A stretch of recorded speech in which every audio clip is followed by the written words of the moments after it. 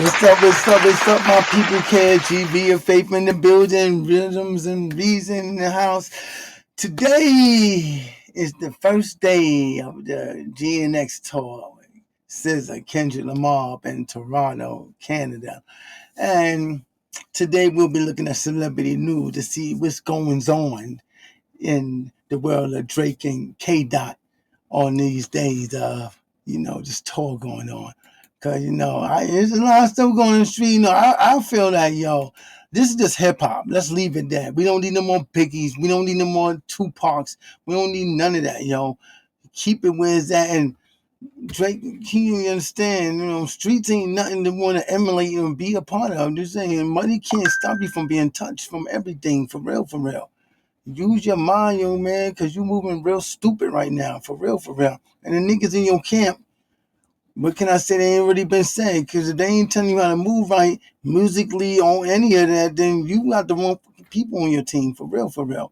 But anyway, let's get into this, see what's popping off. Drake just made a move that might go down as the most desperate one in his entire career, and the internet, it's eating him alive. If you're ready to witness what might be the final nail in the coffin for Drake's relevance in this Kendrick Lamar-dominated era, buckle up. This is the moment that defines not only Drake's fall, but Kendrick's complete takeover. Now let's get one thing straight from the jump. Drake is losing bad. And with Kendrick Lamar's grand national tour about to stop in the last place Drake ever wanted, his own backyard, the Rogers Center in Toronto, there's no hiding anymore. This isn't just another concert. This is symbolic. This is war.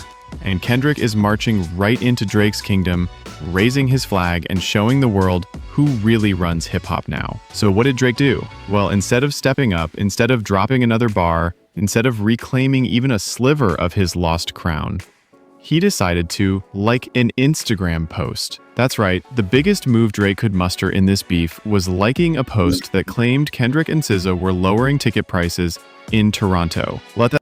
I seen that. I seen that on Twitter, and I seen that on another video, and I thought that was like immature and lame, goofy shit. Like, bro, that don't make you look. That don't make you look hard. That don't make you like no God and no six. First of all, you ain't no God and no six. The six is East Atlanta, Zone 6.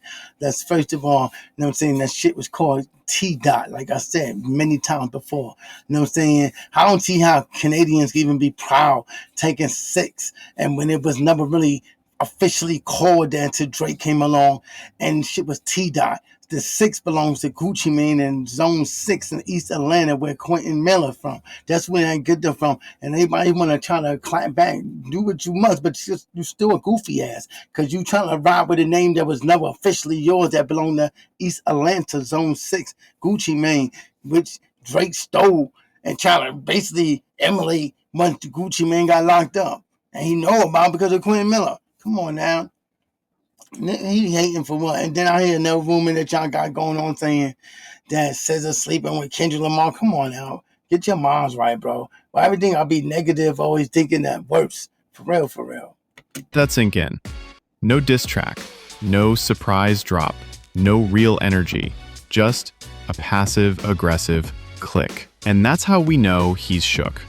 The guy who built a brand on confidence, dominance, and commercial power is now reduced to playing petty games on social media over what's shaping up to be the most culturally significant tour in recent hip-hop history. But before we get deeper into this moment and all the ways it exposes Drake's desperation, let's take a quick second. Hey, yo, Drake. I was just thinking, Drake would have never made it in real hip-hop. Never. In the days of Naughty by Nature, KRS-One, Big Daddy Kane, all those guys like that, NWA, Poor Righteous Teacher, I can go on, Common Sense, AMG, I can keep going on. Souls of Mischief, Delta Funky Homo Fabian, all of them. He would have never survived in that shit, not because that's real, raw, gritty, real, authentic hip-hop. And he would never made it in that shit. Kendrick would have. I got to keep it 100. He would have fit in. But Drake, nah, he wouldn't have fit in. And even though L Cool J I made I Lead Love, and you had a couple of songs that Heavy D had on that level, but yeah, Drake still wouldn't have made it, because dudes was back then, we we're still manly and masculine. We still that like dudes from my era and that and all that. And after me, a little after me, we ain't moving like that, yo. For real, for real. Let's keep it moving. You're tired of seeing fake narratives clouding hip-hop. If you're here for the truth, the receipts, and the real stories that the industry doesn't want to tell, make sure you hit that like button and subscribe. It helps us get these facts out to more people and keep hip-hop accountable. Back to the embarrassment. Drake's entire brand has been built around controlling his image. He wants to be the global superstar, the rapper with the pop appeal, the hometown hero of Toronto. But what happens when that image starts to crack? When fans start seeing through the PR stunts? When the rapper that Drake has ducked, dodged, and shaded for years rolls into his city with a stadium tour that's actually selling out? What happens is what we're seeing right now. Full-on breakdown. Drake liking that post was supposed to be a subtle jab. It was supposed to suggest that Kendrick's Toronto show was struggling to sell. But guess what? It's not true. It's nowhere near true. Kendrick and SZA are and it's crazy because even if you drop the tickets to 150, 200, 175, that's still a lot for tickets. You know what I mean? You know what I'm saying? Because the way the economy is when Trump in office and all that shit. You know, it's about, you know what I'm saying? He filling up stadiums, arenas and shit. Like, yo, for real though, I don't see how y'all hating on that. You know what I'm saying? It reminds me of like when people stay in hotels for years and people know you stay in a hotel. And I be telling people when they say stuff like that, like, bro, it takes money to stay in hotels. Like, yo, you crapping on a person for sleeping in a hotel or staying in the hotel for years or whatever, or living in a hotel on that level. But it takes money to do that. So they can't be broke if they stay in a hotel. You know what I'm saying? It ain't like living in an apartment, you get evicted. You know what I'm saying? You might sneak back in or have a key still. Nah, it's a hotel. It's over. It's over. You know what I mean? Come on, let's keep going. Projected to sell out back-to-back nights at the Rogers Center. Not just fill a few seats, sell out a baseball stadium in Drake City. And just so you understand the scale of that, the Rogers Center is no small venue. It's one of the most iconic buildings in Toronto, and it holds over 40,000 people. Wow. To perform there and sell out, that's legendary status. That's Beyonce, The Weeknd, and now Kendrick Lamar. Drake has never done it, not once. Now make sure to subscribe because that helps me out a lot. And there are many ways Drake is way better than Drake, more than his fans would care to admit. When it comes to he messed up right there. He said Drake's better than Drake. He meant to say Kendrick. I know that, but it's like I was reading the comments. I know that nobody actually. I didn't see anybody who caught that or said anything about it. Rap Awards, Kendrick Lamar isn't just winning. He's making history. He's the only rapper ever to win a Pulitzer Prize for music, awarded for his 2017 album, Damn.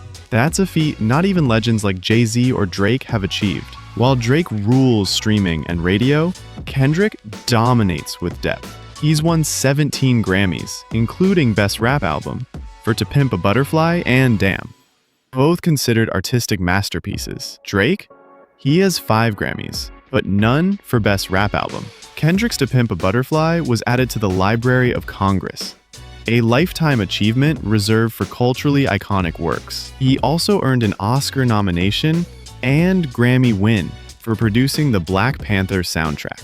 Drake has hits. Kendrick has history. From electrifying Grammy performances to global critical acclaim, Kendrick isn't just a rapper. He's a cultural force. His music's in museums, archives, and classrooms. While Drake dominates the charts, kind of remind me of the old school days with the hip hop artists. You know, we had just more than self-destruction. We had workshops and all type of stuff. You know, that's what the artist was doing back then. You know, giving to the community, looking out for other people and all that. You know what I'm saying? You don't really see that now. You see Kendrick Lamar doing that. I don't know how many other people really doing that. They don't be out there like that. Or they'll try to say like, oh, I don't like putting that stuff on the front street. You know, they be capping though. You know what I'm saying? But Kendrick, I'll be seeing stuff. We do a lot of stuff that remind me of back in the days. You know what I'm saying? Like an old soul. Like the brother got an old soul. Kendrick is defining the genre's legacy. When it's all said and done, only one name stands next to the Pulitzer: Kendrick Lamar. Now ask yourself, Why would a rapper who's supposedly winning the culture war need to spread fake news about someone else's concert? Why would the self-proclaimed Six God be worried about another rapper's ticket sales? It's simple. Because Drake knows what this show represents. This isn't just another stop on a tour. This is Kendrick entering enemy territory. This is Kendrick throwing the ultimate challenge. It's personal, it's direct, and it's devastating. Because no matter It's crazy. It remind me of the stories of the Trojan horse, how they gave the horse as a gift a big statue of a horse that had a secret compartment with hitting soldiers inside. They got inside the fortress and then they took over. That's kind of remind me of this whole Kendrick being up at the Rogers Stadium and like see Drake outside the stadium. Like, they won't let me in. They told me I had to listen to the music from outside here. matter what Drake tries to say, the facts don't lie. Kendrick Lamar is doing what Drake has never done, conquering Toronto, on a scale that even Drake hasn't reached. Let's not forget, Drake has been spiraling ever since Kendrick dropped Not Like Us. That track did more than just hit the charts, it hit Drake's legacy. The symbolism, the bars, the numbers. Kendrick didn't just come for the throne, he ripped it off Drake's head and put it on. It all began back in the days with dudes like Common, and then that Drake, then Meek Mill. Just like, if we really look at the whole history, it's like that's when it all started going downhill. I mean, he had to take care of all that, but yeah, it all started going downhill when that Meek Mill thing happened. And then it seemed like he was sitting on the throne like that. Yeah. And then the Control verse came, and then yeah, I seen it all just unraveling. I don't see how he supposed to be God, right? God is all knowing. He knew he's going to take that ass whipping high. In front of millions. And since then, Drake's moves have gotten weaker and more confusing. First, he tried to act like he was the victim. Then he put out tracks that barely touched Kendrick, while his fans swore he was cooking something. But what did we... I hate watching this dude dance. He look like a goofy, like an idiot. Like, bro, you can tell this dude don't know how to dance. Like, he try his best to be hip and down. But, bro, you can't dance, yo. And you can't, damn sure can't sing. Not even, especially not better than me, but that's another story. I'm a rapper. Let's keep it going. We actually get social media posts, subtle jabs, and now liking a meme?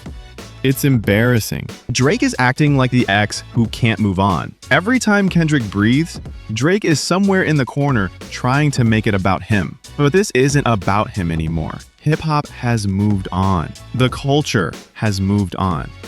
The fans have moved on. And Kendrick, he's just getting started. This Grand National Tour isn't just a victory lap. It's a coronation. Every city he touches, he's reminding fans why he's the best rapper alive.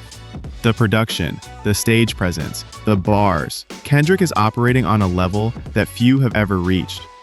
And when he hits Toronto, it's gonna be the biggest statement yet. Because Toronto isn't just Drake's city. It's also symbolic of everything Drake represents. The image, the empire, the dominance. And Kendrick's about to walk in and shatter all of it. Talk about a man who is taking over the world. Kendrick Lamar just made history with his explosive GNX tour, smashing records and silencing all doubts. With sold-out arenas, coast to coast, and over $120 million grossed in just weeks, Kendrick's tour has become the highest-grossing rap tour of all time, even surpassing Eminem and Jay-Z combined. Fans and critics alike are calling it a cultural reset. Proof that Kendrick isn't just back, he's untouchable. From surprise guest appearances to mind-blowing visuals, the GNX tour has redefined what a rap show can be. Kendrick's dominance is undeniable. And if you thought he was done, think again. Hit that like button if Kendrick's reign is just getting started. Let's talk numbers. Aside from the Toronto dates, Kendrick's shows have been performing at nearly full capacity. The Houston stop reached 93% attendance. Every other show, sold out.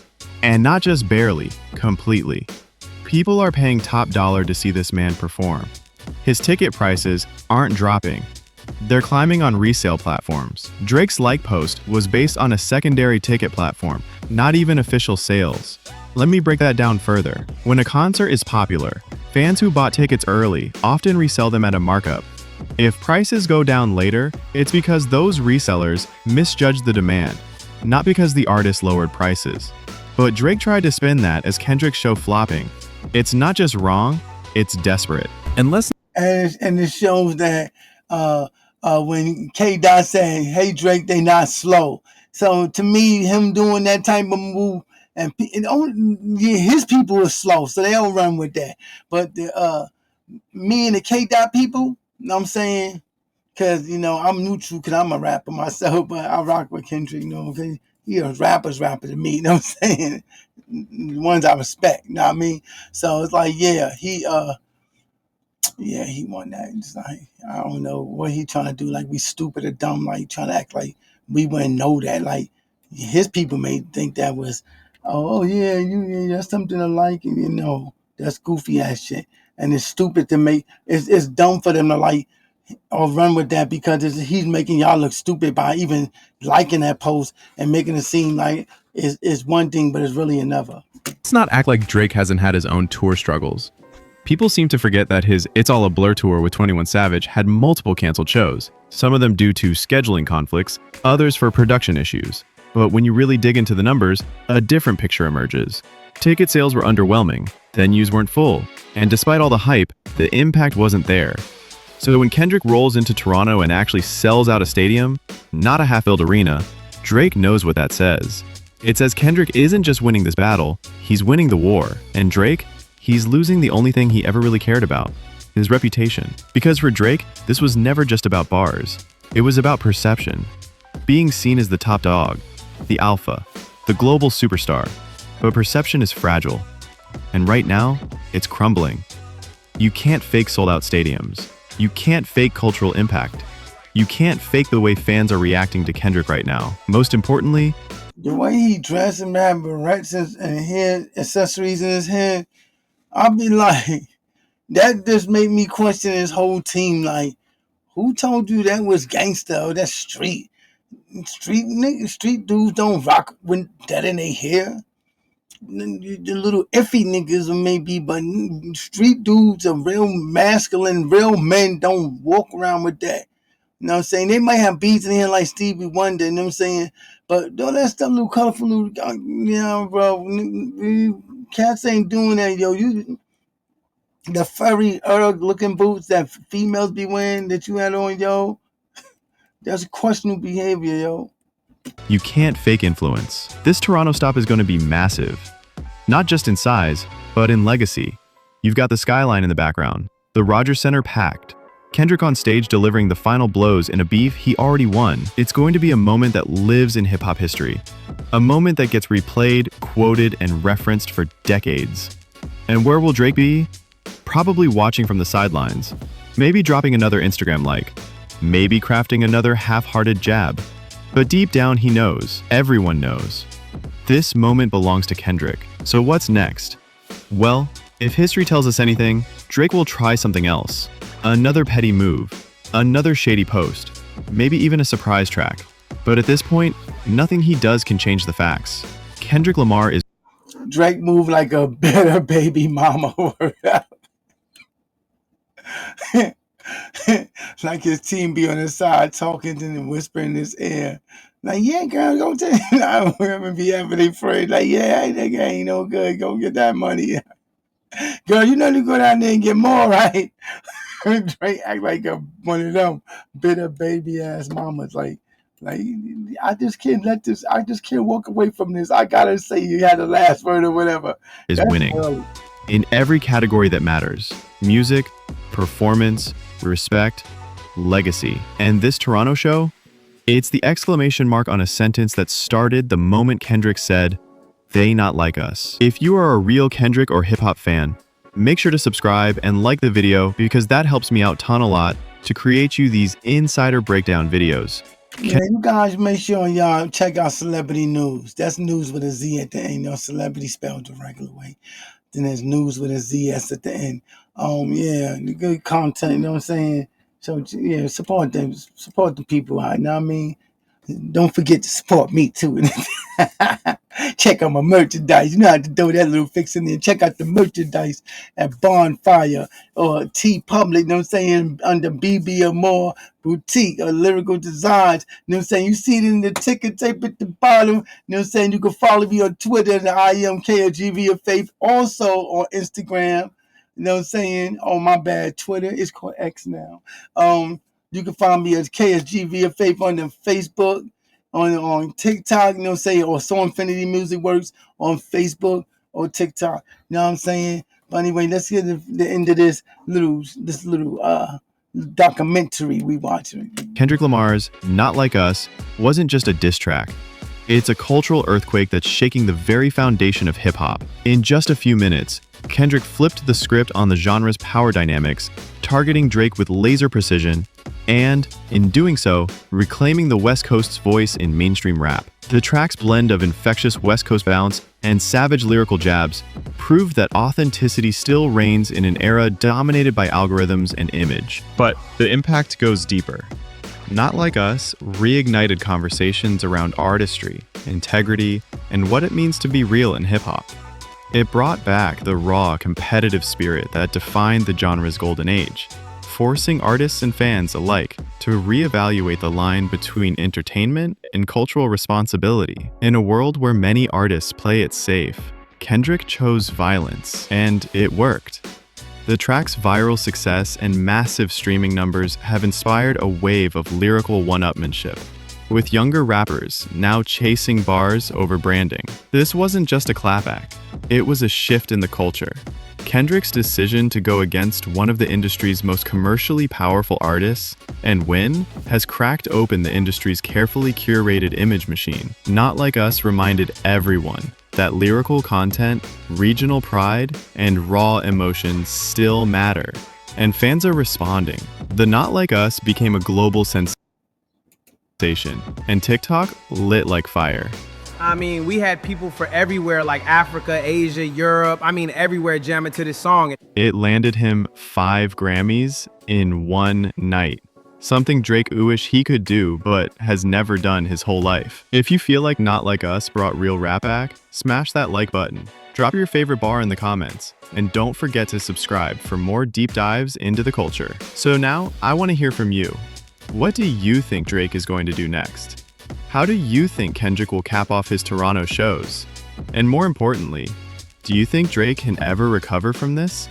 Let me know in the comments. And if you made it this far, do me a solid, hit that like button, smash that subscribe, and don't miss the next video where we break down how Kendrick's tour is reshaping the entire industry. And if you want to see how Lil Wayne might be crashing out alongside Drake, click the next video to see how the Carter 6 might be the biggest flop of Wayne's career. Thanks for watching, and as always, keep your ear to the streets and your mind on the music. Oh my God, that was funny. Hey, yo, he said flopped. I don't know why Lil Wayne did the whole auto-tone thing. It kind of reminded me of the episode of Boondocks when Doug Nivison had a new album coming out. He had, what's his name? Sergeant Slaughter, whatever the dude name was. He and Lil Ronnie was like, so you got auto-tune on every song? When I heard some of Lil Wayne stuff, that's what popped into my mind, like, yo, that episode of Boondocks. But far Draco, yo, he gonna keep up with the shenanigans like a bit of baby mama. But for real though, Kendrick, you know, he doing his thing. No, I like seeing young brothers and people spitting real hip hop. Because, you know, hip hop always made us think and give us ideas and inspired us. It was, you know what I'm saying, and then that got taken away and people poisoned it and all that shit. And now it's what it is now. It's like they need to bring that back. I'm going to keep it 100 when they talking about the shift. You know what I'm saying? Kendrick ain't Jesus. He ain't my Lord and Savior. He ain't any of that. You know what I'm saying? But I rock with him. And I must admit, when he did that whole thing with Drake and all that, I ain't going to lie.